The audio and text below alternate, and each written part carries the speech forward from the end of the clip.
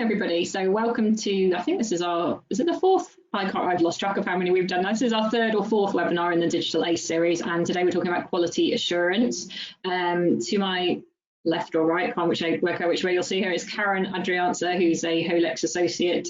She worked for quite a number of years for Ofsted, so she's well versed in quality. She led this strand for us. And then Debbie Scarborough, we will hear from shortly. She's going to host the webinar. She's one of our board members and Head of Service at London Borough of Hillingdon.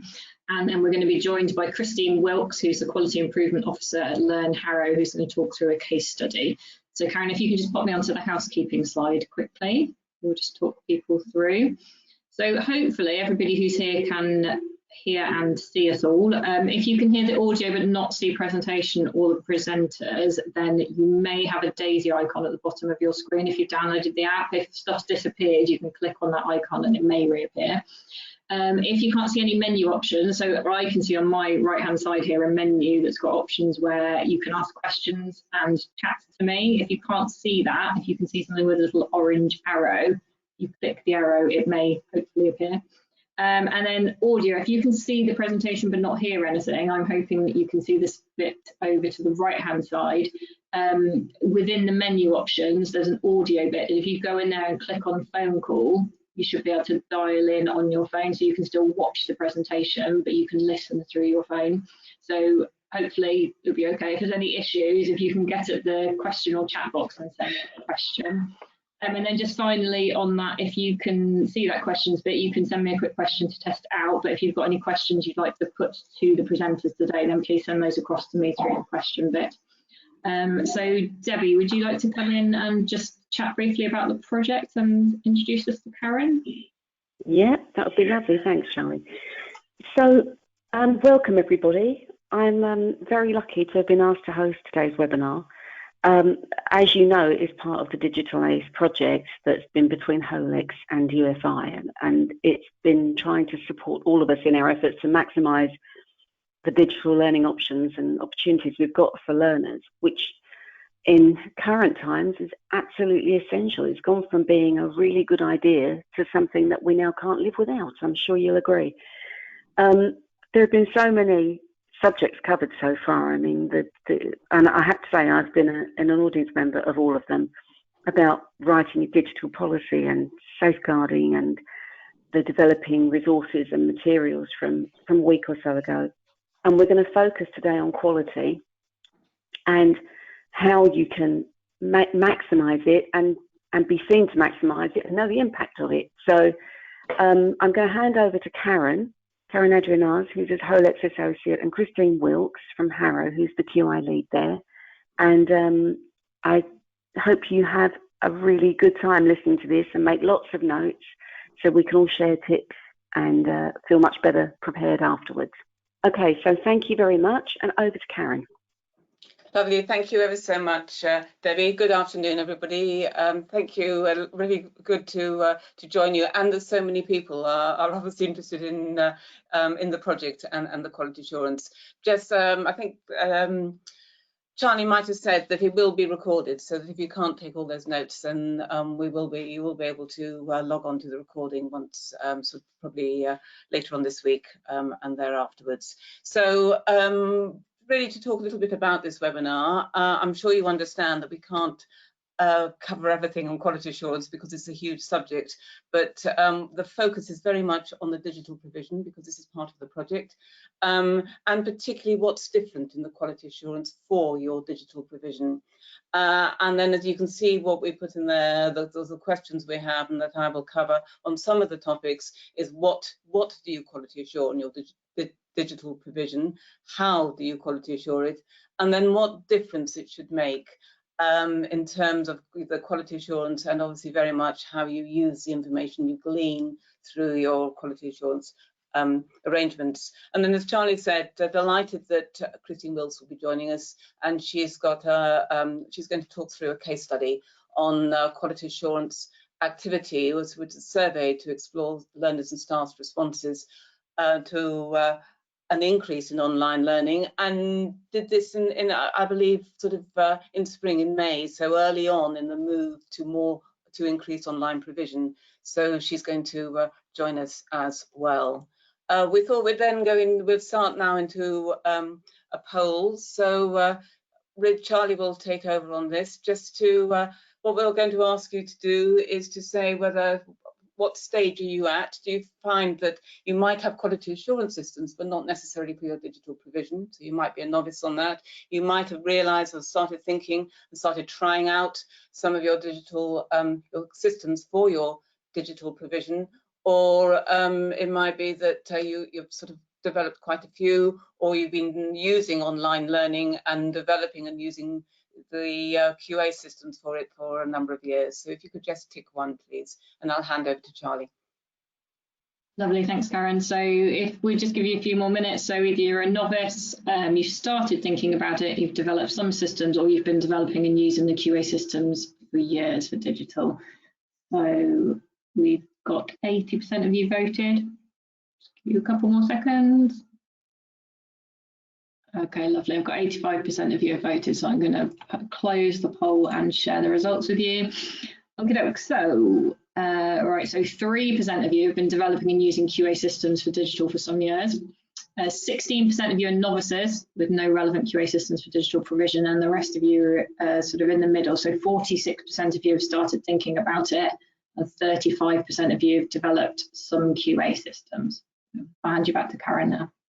Lovely, thank you very much. No, that's interesting. So I think very much it's, as we'll go through today, it's deciding, it's prioritizing what you want to quality assure first, because just with your provision that you need to go through and decide what you want to look at, what have you developed first, and what do you want to quality assure. So looking at the strand of this project overall, the question is absolutely that, what to quality assure. And in the group that we had, that we thought we were discussing we were scoping the materials for you, and that we were going to develop, and we decided then we need to have marketing, or obviously we need teaching and learning, we do need to outcomes, and then suddenly we realized what made perfect sense was actually going through the learner journey, and the learners online learning experience. So we started with the marketing and recruitment, so that's very much part of the intent, and again the IAG and induction, which is part now very much, I'm sure for you, is online. Then considering the online learning environment, and obviously the teaching, learning and assessment, and then moving from that into the impact, what difference does it make, and about learners' next step. And it's always also really important to consider all the way through for each of those stages 2 other aspects. One of them is safeguarding and prevent, because online there are increased risks that you need to consider, and if you're considering them, you obviously need to quality assure them. And then the other one, again, is really important, is looking at equality, diversity and inclusion. So going through all those different aspects of the learner's online experience, you're making sure that you are indeed being inclusive, and that you're not sort of leaving anybody out, or making sure that people are not disadvantaged in any way by your move to increase online provision. So the strand, as I said, we had a group. There were 11 of us in total. We met 3 times online, and it was representative. The representation was very much across the different types of provision. We've had people from in the group in inner city. We've had people obviously working in rural areas, like some of you, I'm sure. There are people who nearly all local authority providers, and some had indeed the adult learning colleges as well, and they were all like you in the report, were in the poll, were at different stages of developing quality assurance. We started in July, and then got the materials ready for September, so we were all working through the summer. So the first meeting was the scoping, which is where we came up with that learner journey. And then the second one was to share all the templates by researching the existing materials, and then we reviewed the guidance with lots of tips and case studies. So the guidance went from one to another through the summers to make sure that we were really covering, and we were all very much learning from it as well. And as you can see there, yes, we did link with Ofsted. Russell Jordan, who's a senior HMI, an old colleague of mine, and he had indeed ran the, I don't know if you remember, but there was a sort of a thematic review that Ofsted ran in, I think, June and July, mostly in fact in colleges. But he and they published through a blog by Paul Joyce the findings of that survey. So and so I talked to him about it, and we've used some of the questions. We've got a template where we've used a similar approach to Ofsted as well. So looking at the scope really and the limitations, indeed, I mean, I think the scope is very much for this is going to be looking at the guidance materials. I will take them through with you. If you can see the guidance materials, this is the ones that I printed out. It's a few pages that takes through each of those stages I talked about, and then there are some annexes, and I'll take you through some of those.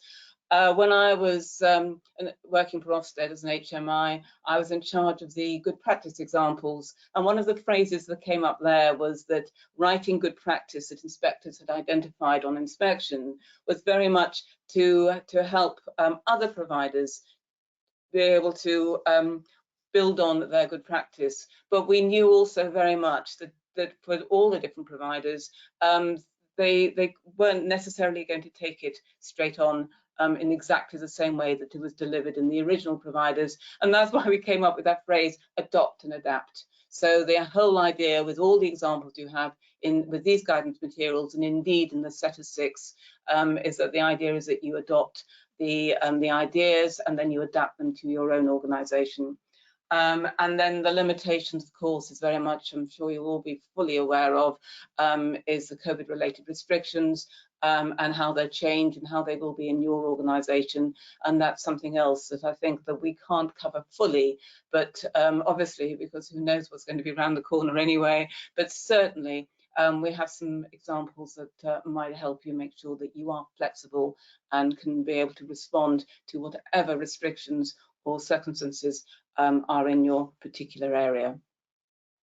So I'm now going to move on to the main part of my part of the presentation, which is what to quality assure and indeed how. So we're looking at the intent of the quality assuring the intent of your digital curriculum. And we put this under the heading of particularly marketing and recruitment. And with your when you're thinking about your digital curriculum, your offer, you have to make decisions. And that's really the sort of decisions you have to make. Is who is this digital provision for? Why is it needed? And what difference it will make? And then you need to think about the drivers for those decisions, and they should be your mission, they might be your strategic objectives, or indeed some of your strategic objectives of your local authority. So that's what your curriculum will be. That's the decision that you have already made and will have made probably for the new academic year. So in terms of quality assuring the intent of your curriculum, you then need to think about, well, what do I quality assure? So what about who's joining? Who is it that are actually enrolling on your online provision? And more as important, probably, who isn't? Who are you reaching? And perhaps so you need to think about that, and then think about your induction and IAG, which we've also included under the intent in a way, because how is your provision then preparing people for their next step? So that's the sort of thing that you need to think about, what you quality assure. And induction, perhaps, I'm sure you might use quizzes or questionnaires about safeguarding or about the provision.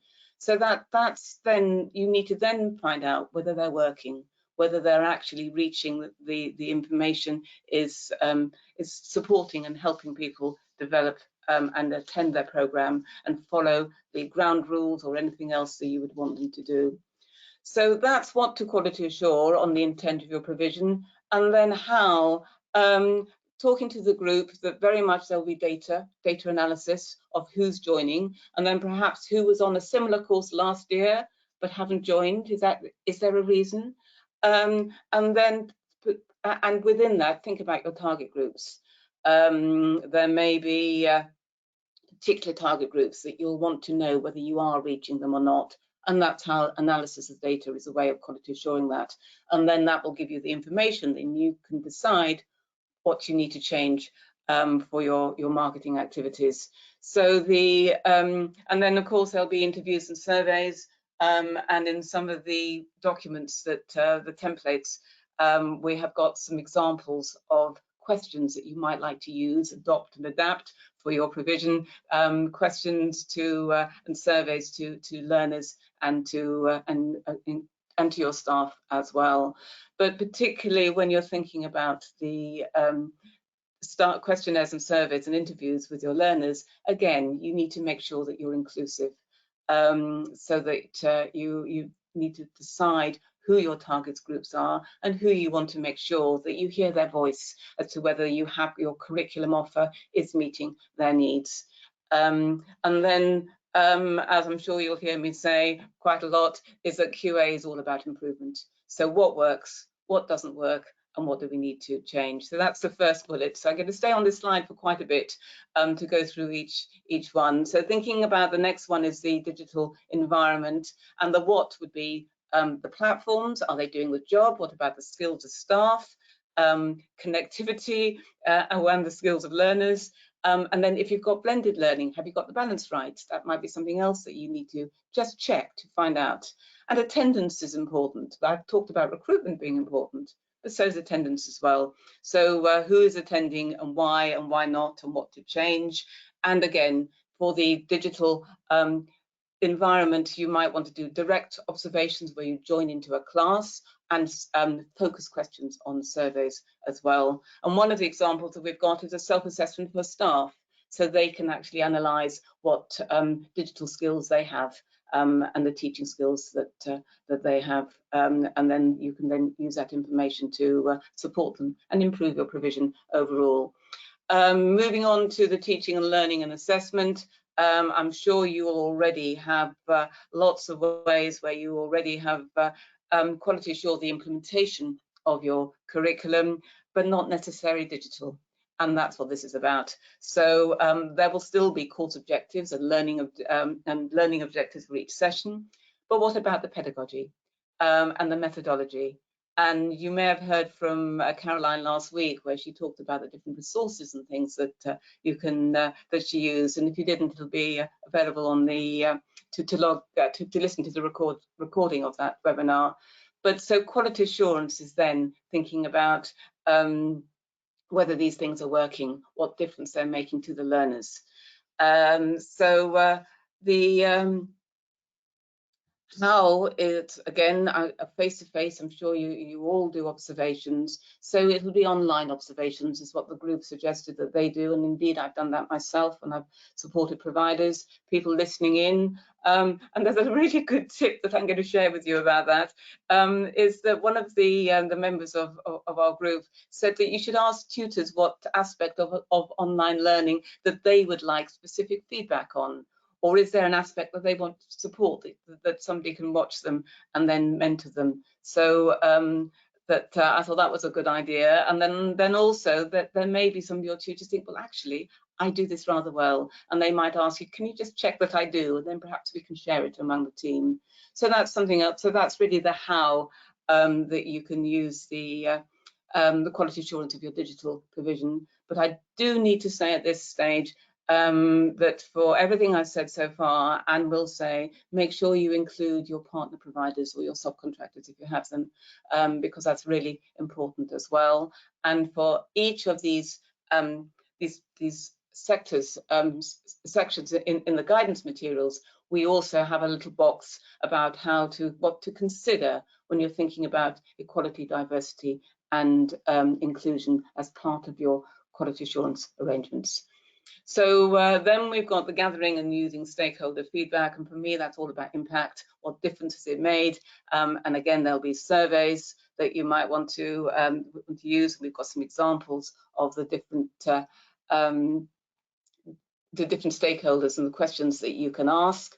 obviously learners and your staff. And it's making sure that the question would be then, what difference has a course or the session made? And I also think it's easy to think about that you're thinking about the learning that goes on, but with the digital development that your learners and your staff, and indeed all of us really, I think there's a lot of positive, and it's really important when you're QAing and quality assuring, is to pick out the positives as well. So don't forget these. And I think that particularly in employability, so some of your learners might be increasing their employability precisely through the digital environment and through the digital learning that they're doing. I mean, I was talking to an employer in Wales yesterday of doing a survey, and she was telling me she works in the construction industry, and she said they use digital imagery all the time. And that's just one example. Find a job where there isn't some form of use of technology. And so we might well be helping our learners more by increasing their employability through the digital provision and using the digital environment and technology. So it's important to make sure that you are telling them that, so they're aware of that, and that you QA it and bring it out as a plus, as a strength of your provision. So again, the how really is surveys and interviews. It is a really effective way, but there will be data that you can look at, and you can look at learners' materials and watch them. That when you're doing an observation, that you might use a breakout room, and then you can see what they're doing. But the other form of impact that you will know that often has been quite difficult in ACL, certainly in my experience as an inspector, has been destinations and what happens to them. But again, I think the use of technology might have made this easier for us all, because now that the learners are used to using technology, it might be much easier for them to send you a quick message and say, oh, now I've left, this is what I'm doing. So that might be something that you can build on. The moving on to the health and safety digital environment for your staff and learners. Certainly, it's looking at your policy and your risk assessment and checking that systems are safe. And we've got lots of examples in that. I know that, that there was a previous webinar that covered that as well, but particularly we've got some ideas on how you can use the provision to QA to make sure that when you're doing visits, to make sure that your learners are safe, as are your staff. And then the important question is why. If they are safe, why is it? What is working? Because it's important to know that. So where it isn't safe, then you know how it works somewhere else. Because I'm sure, again, a word that you'll know through all your inspections and self-assessments, that consistency that's what you do quality assurance for as well. You do it to improve, but you make sure that there is good, consistent provision for all your learners. And finally, quickly, self-assessment is how to put it all together. And so you've got we talked about the intent, implementation, and impact. Thinking about the behaviours and attitudes is again digital. There'll be more different things that you will need to think about to look at. And then leadership and management. Don't forget the subcontractors, contractors. But also don't forget your the governors as well. That they are also developing and supporting you to quality assurance your provision, and that they're also aware of the safety requirements. So moving on very quickly to tell you about the different assessment, the templates that we have.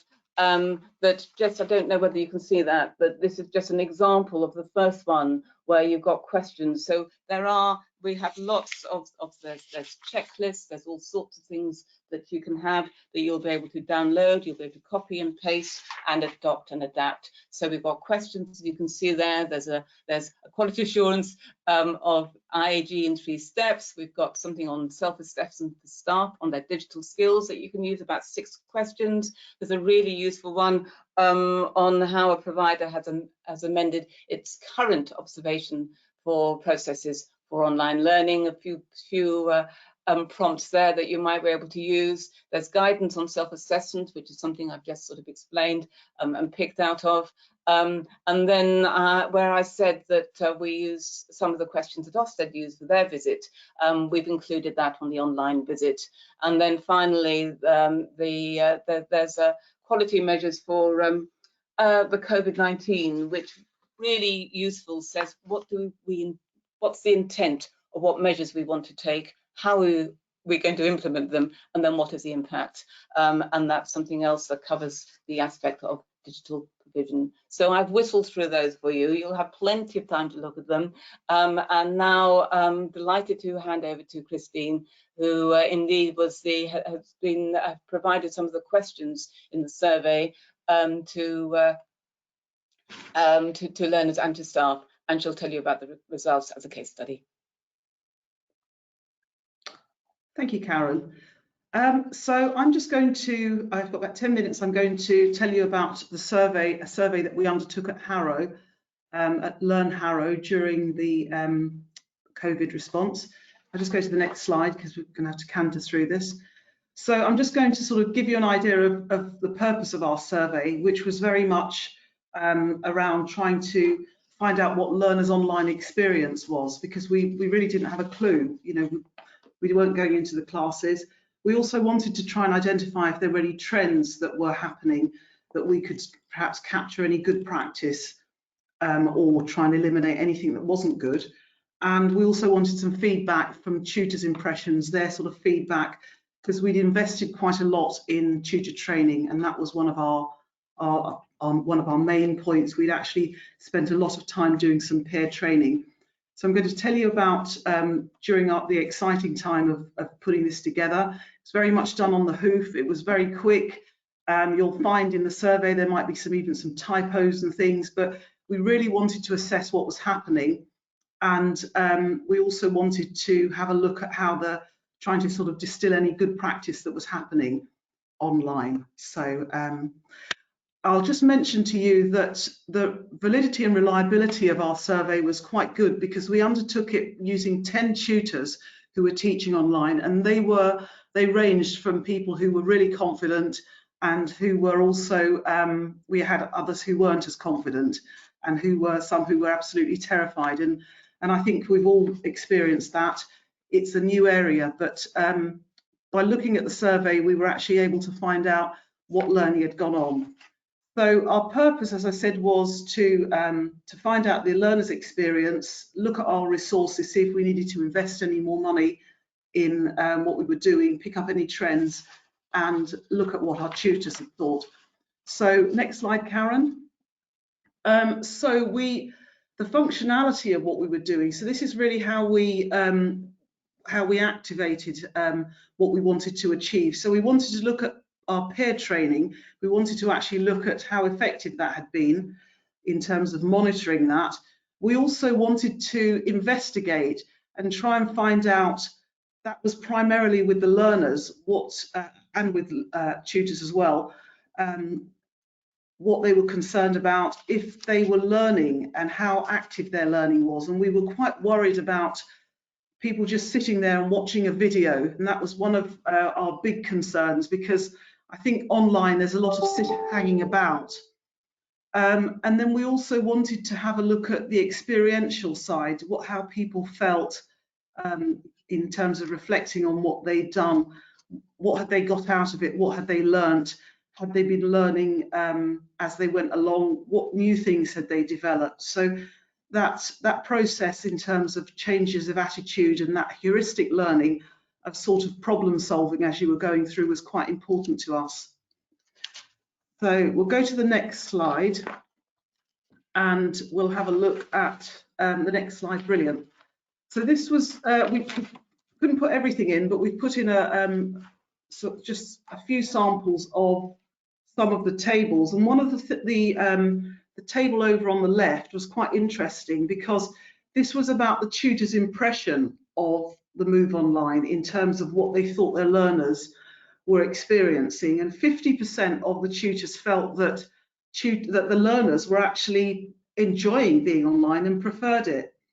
20% of them felt that it had probably stayed the same, and 30% of our tutors felt that things had deteriorated for learners. And these were their sort of judgments based on the type of work that they'd been looking at, the type of scores that they'd been picking up from learners.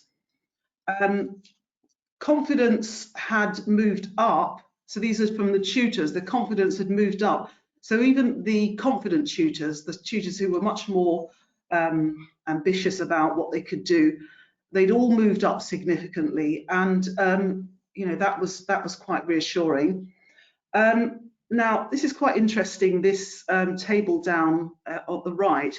These are looking at Future Learn categories. So Future Learn are a third-party organisation, and they'd identified 6 online categories that which will help in terms of online learning. And at Harrow, we particularly wanted to focus on the active learning, and we were a bit robust about this. So what we were saying was that if people are having a discussion, that really just means that 2 people are talking. You may get a third person interjecting, but it is predominantly passive learning, even if they're actively listening. So we wanted to pay attention to this and really focus on having a collaborative activity in the class where people could join in. So I was quite pleased that there was the collaborative learning was quite high. That was really good. Okay, let's go to the next slide. Let's go to the next slide.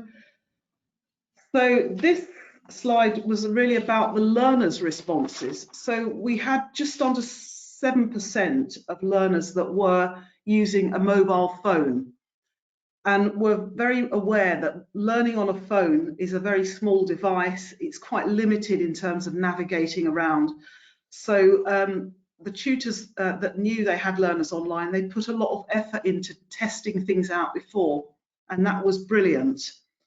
In terms of confidence, that was fantastic as well, because they'd all moved up in terms of the learners, in terms of the learner confidence. That had increased on all of them. And the majority of people felt that their learning had actually improved. Now, there is a slight caveat there, because some of the learners were saying, well, I'm shielded from COVID and I don't have to travel. And it's part of the holistic package, but it's not actually about the learning.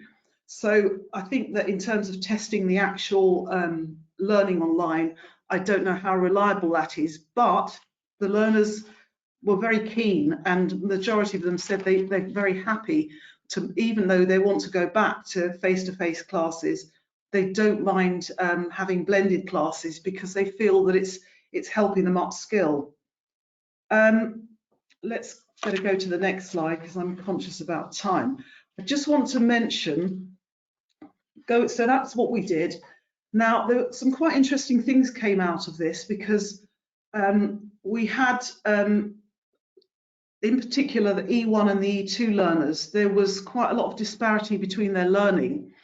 And that was interesting because a lot of the ESOL tutors were saying, well, the learners won't be able to do it. It's going to be too difficult.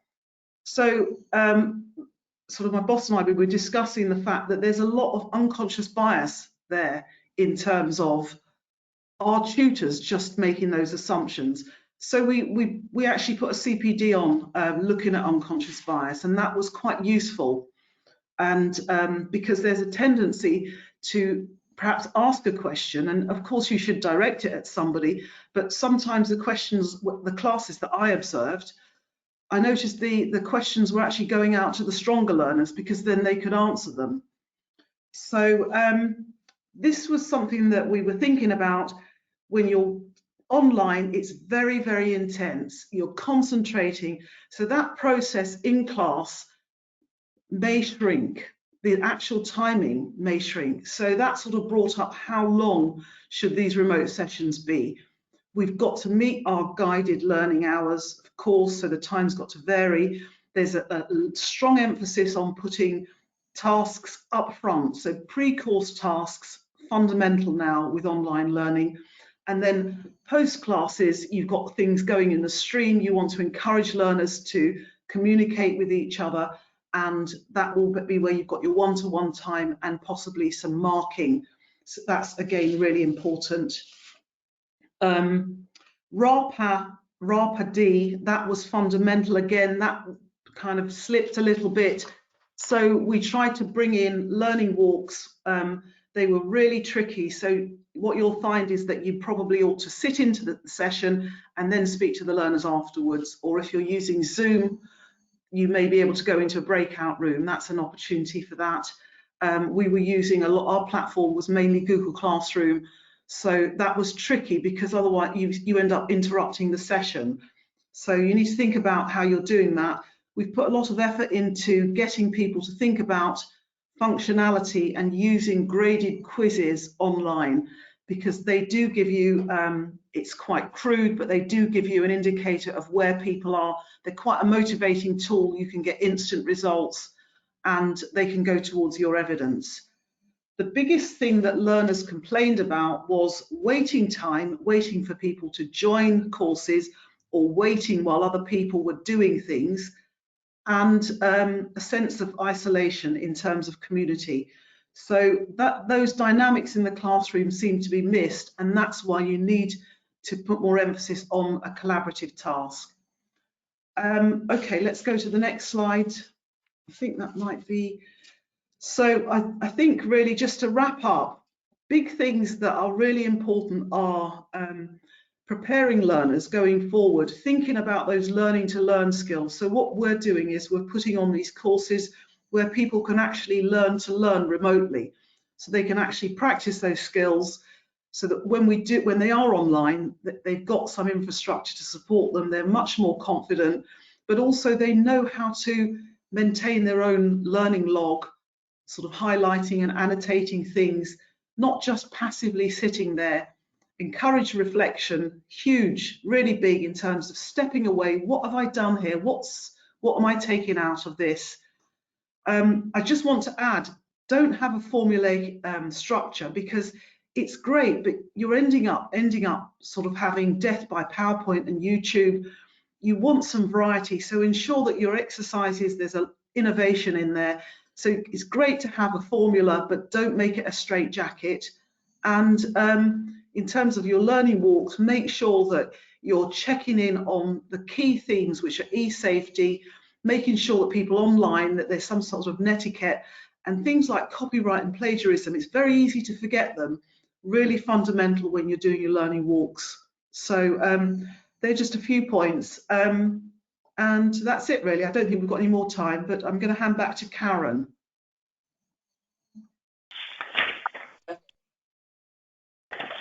Okay, Christine, it's Debbie. Thank you very much for that. Oh, I beg your pardon. Karen, do you want to finish off? Yes, so I just go through. If we just go through some top tips. Thank you for that, Christine. I mean, I think just as you can see there, the group wanted. These are the messages from all of us from the group. And it's really important when you're QAing that you need to think what for your online provision, what's different from the face-to-face, and what do we want to look at on the online, particularly when we're QAing it. Keep it simple and straightforward. As Christine said, there will be things that you will need to pick out, but there is no need to start from scratch, because you'll have lots of your own QA arrangements that you can adapt. But as I mentioned before, please make sure that they are your learners, even if they're at subcontractor or partnership provision, so that you want to make sure that you quality show that too, with in collaboration obviously with your subcontractors, and again, as I said earlier, that it's all about bringing about improvements, whether that's identifying training needs, identifying equipment that needs to be changed, or sharing good practice. So if I pass the next one to Christine. So encourage online peer assessment, and that was quite fundamental, because your peers can be objective and they can give you constructive feedback about what works. They can also give you some ideas about what might have worked with their group. So it's use your peers, and that again builds even though the learners had identified it, it actually helps to build communication and you know, a sort of sense of community with your peers. Create some templates. So, you know, you don't have to start from scratch, as Karen was saying, but at the same time, create a template that's a frame, but don't use it as a straitjacket. Make sure that you bring in some innovation and contextualize it to your group. Test things out before, and I can only speak from experience. My first CPD using a collaborative document, I had tested it, but it wasn't entirely successful. It was a bit clumpy. So it's really useful to try it out with your peers and make sure that if you're running something that's new, if you're using a Jamboard or some Flippity or some other software, make sure you try it out with your peers and make sure that the tools actually work. Test new sessions beforehand. So again, having rehearsals, and until you're more proficient. Once you've nailed it, that's fine. But in the beginning, you need to allow for time lagging and that type of thing. The dubbing otherwise will seam out. So always utilize your peers to help you. And from a QI perspective, set some standards. So if you're expecting people to be online, make it clear what you're expecting. If you want pre-course tasks built in, and you're going to be looking for that in your learning walks or in your lesson observations, make sure you make that explicit, because you can't say to somebody, well, you didn't include that, if you haven't made it clear that that's what they've got to do. So make sure that you make it crystal clear what your expectations are from a management perspective when you're going to do observations and you know, in classes. So that's that.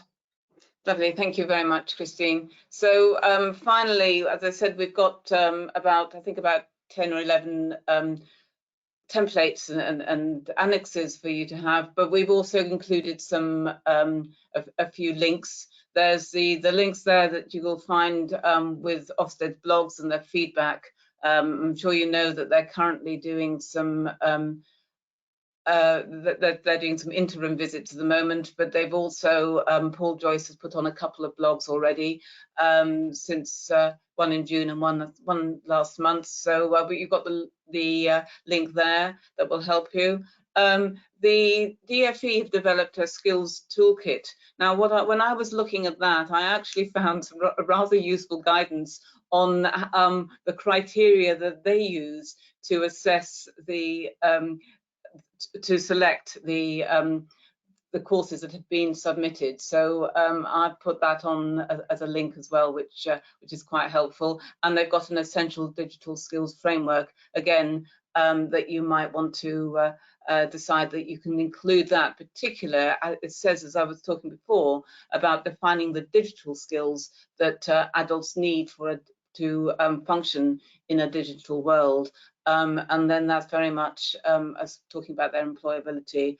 And then the ETF has got a good digital teaching professional framework that you might like to use to set the standards that Christine was talking about in the final top tip just now. And there are other sites that we have linked to from the providers that were in the group to help you see what they used for their QA of learners' online experience. So finally, so those are the links we've included, and then finally we've got the list of the people that I really would like to thank them publicly for their time, their generosity, and their patience in going through the guidance again and again to make sure they really are useful for you. And they were very generous with their templates and their ideas. So my thanks to all of them. And we hope that you will find the guidance materials, the annexes and the links useful as well. So with that, thank you very much. I'll pass back to Debbie. Hi. Thanks, Karen. I'll see if I can come in at the right time this time. That was really interesting. I'm sure everybody will agree with me. That was very, very interesting to listen to and got us all thinking. We have had some questions that have come through, so I'm going to throw some of these at you. In no particular order. Sarah from Sunderland was asking about how other organisations are implementing observations and whether you've got any sort of idea of how that's happening across the board. I think one of the things that and I'll pass over to Christine in a minute on this one, but I think really it's more important than anything is to plan what you want to see. If you are doing a learning walk or an observation, is to plan particularly what you want to observe and what you want to get out of the observation, and what indeed you want your staff to get out of the observation.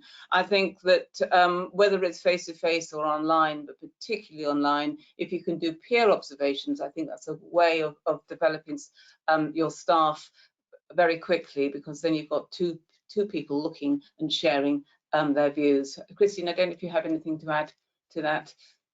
The only other thing that we're exploring is actually to have some of the sessions that are videoed, and then have two people collaboratively actually sort of moderating that, because I think it is completely different, and it's also very obtrusive sometimes if you've got somebody in the classroom. So that is another option that people maybe want to consider. But yes, be crystal clear about what you want to see. Learning walks, I think phase 1 was very much around learning walks and keeping it very light, much more encouraging rather than giving you sort of constructive feedback, maybe a lot more of a light touch. But I think that this term the tutors have moved on now, and they're much more confident. And in fact, what's interesting is that they're inviting me to come into the classes. So I think that that's a sign that people are a lot more confident. Definitely, that's really encouraging, isn't it? That they are building up the confidence to say that to you. That's fantastic. Usually they say, "Come, don't come." Yeah, well, quite. Yeah, absolutely. And I think the point that Karen made earlier about sort of encouraging them to really identify where they want you to focus when you do come in for an observation is a really good one as well. That's definitely something we've encountered in our service. That actually, if you can target something around an area that tutor's identified either as good practice or as something that they're concerned about, you can really make the observation helpful, which is much better for everybody. Okay, thank you. So we've got a comment and a question from Arinola. She was mentioning about your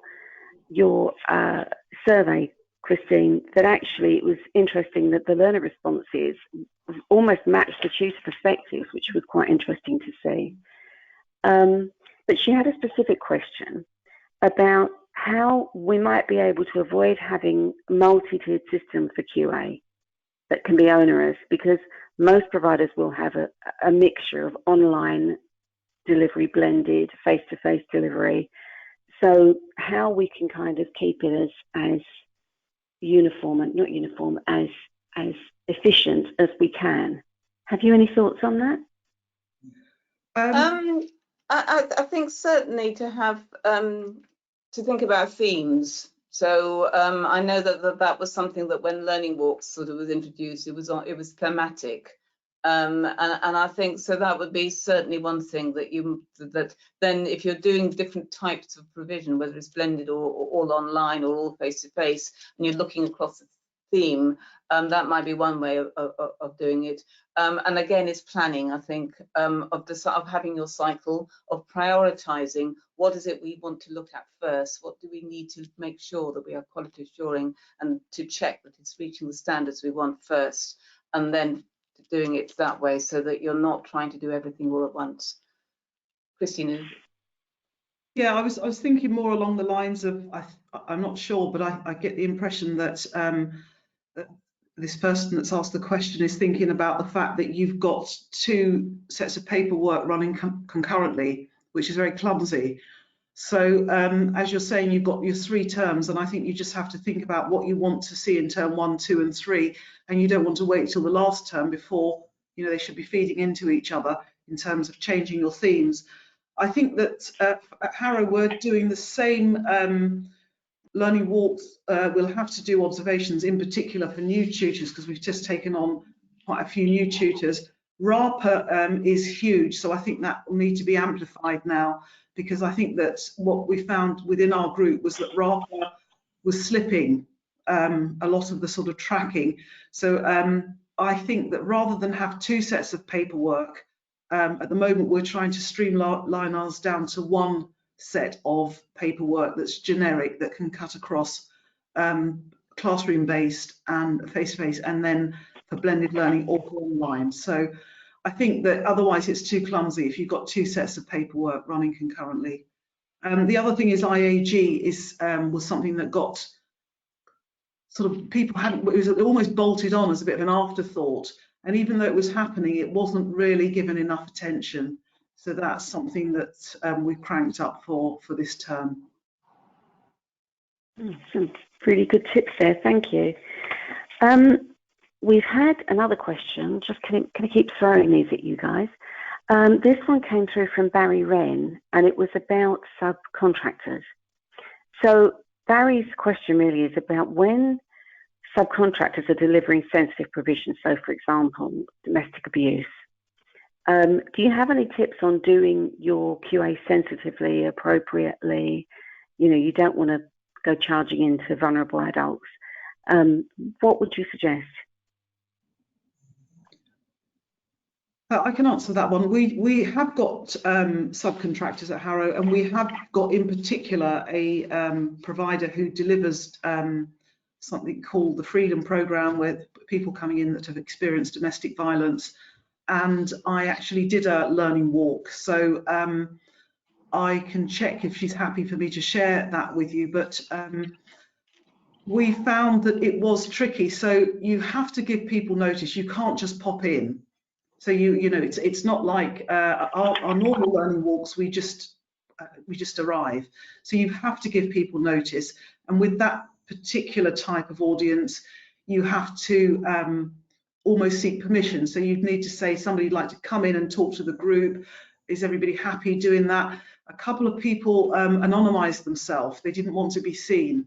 So you need to make sure that that's, so again, there was some negotiation with the subcontractors. Should I come in at the beginning? Should I come in at this time? Because I didn't want to sit into the whole session. So I was given a slot when to come in, so the learners knew. A couple of them anonymized themselves. I think just in terms of safeguarding is really big there, because you've got to make sure people anonymize their background, because you know, and there are some safeguarding issues that she'd really increased. How long you spend, but it was actually people talking quite frankly. In fact, it was quite moving, because somebody was talking about the fact that their husband had been very jealous when they were breastfeeding. So it depends on the group, but I think that with notice that you're going to be going in, with making sure the safeguarding procedures are in place, I think you have to treat it in the same way. It was a discussion, so in terms of it, they weren't doing a collaborative exercise, and obviously with a discussion, you've only got two people talking at a, you know, one with the, and possibly the tutor and somebody else interjecting. But if she's happy, I'll have to check, but if they're happy, I can share that template with you that we used for that learning walk. If that would be great, thank you. Karen, have you got anything to add to that? No, I mean, the only thing would be to pick up on what Christine said about negotiating with the subcontractor. They know the group, they know the people, and they will know what they do. So I think that the first step would be talk to them, say, look, you know, you do want to do these observations, but ask them what they would recommend on how you should approach it. Okay, great, thank you. We've got another one that you sort of touched on earlier to do with Ofsted, which is about how all of the QA arrangements that we're going to be putting together link with Ofsted's interim visits this term. Can you come back to us about that? Well, yes. I don't know whether anybody's, whether I'm sure a lot of you did see Ofsted's webinar with HOLEX on the interim visits. And indeed, Harrow was one of the pilots, and the response was from Harrow was, well, look, there aren't any judgments, and there aren't. I mean, I was personally involved with a lot of thematic reviews with Ofsted during my time there, and they want to find the information, and on something like this, they don't want to even make progress judgments. They want to get the information. So I don't think that, so they're not going to look at the quality. They'll look at what you've done to support your learners and to implement the curriculum. But what I do think that you need to do is to show them and give them the reassurance on how you are quality assuring what you're doing. And I think that's so you can say that, you know, these are what we're doing. This is what we've changed. This is what we're doing. This is how we're doing. This is why. This is our intent. This is how we implement it, and this is how we make sure it's meeting the standards we want it to meet. So by just telling them the quality assurance arrangements, I think that's probably what you need to do.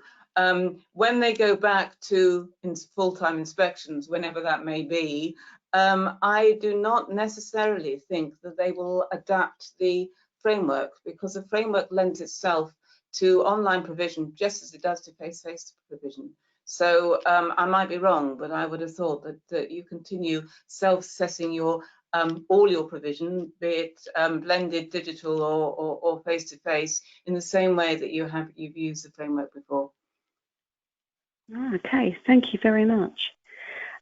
We've got one more quick one that I'd quite like to squeeze in if we can before we finish, and that was about low-skilled learners. How would you include low-skilled learners in surveys and interviews on digital provision? Christine, would you like to start on that one? Yeah, yes, I mean, as I don't know if I mentioned, but we did use the same person that conducted the interviews, so that would allow reliability and validity in terms of asking the same questions, the same person, you know, so we didn't jump around. I think with low-level learners, you probably need to have someone that's got a bit of maybe an ESOL background. That's useful. I mean, it was actually me in this case, but if you've got an ESOL background, which I have, is very useful, because then you can modify the questions. You get a lot out of the learners. I think that there's no point asking noddy questions, because you don't really get anything substantial. So you have to allocate time and spend quality time with that learner and let them, during that sort of 10 minutes, 15 minutes, feel that you're actually spending quality time and you want to hear from them. They will be able to, I found that even the low-level learners were able to articulate a lot. They know what they like, you know, and again, it's unconscious bias. People are thinking, well, they're ESOL, they can't answer those questions, that's too difficult. Actually, it's not. You spend quality time with them, you put effort in, and they will open up. So I think that, but you do have to allocate time. It is actually quite time consuming. If you ask closed questions and you just do an online survey, I mean, we asked a mixture of quantitative and qualitative questions, and that was much better. If you do a mixed survey, if you just ask closed questions, you don't get that rich data that you get talking to learners. That was really helpful, thank you. That's, again, lots of ideas. Well, we need to wrap up, and I know that Charlie needs a moment, but I just wanted to say thank you so much to both Karen and Christine, and to the 11 members of the working group. It's been, I'm sure you'll all agree, it's been incredibly informative today and very thought-provoking. My list of jobs is growing by the moment. We did have another couple of comments and questions, but we just ran out of time, but I'm sure we'll try to get to those at some point if we can, perhaps privately. So before I sign off completely, I just want to hand over to Charlie, who needs a quick word, but thank you very much for your time today. So over to you, Charlie. Thanks, Deb. So I just wanted to reiterate that the session today has been recorded. So once that's all sorted, we will circulate that with the finalised materials. It's likely to be towards the end of this week, because we'll just pull some things together, just check everything's okay, maybe add a few bits that we've got from this webinar, and then we'll circulate it when it's all ready to go out. So that will go out to our e-group, but it will also come up to anyone who was signed up to the webinar. We've got your email address, so we'll send it out to you there, and it will be on our website as well. So it's worth checking out if you've missed any of the previous ones. If you go to www.holex.org.uk, all of the resources and recordings are available on our website there.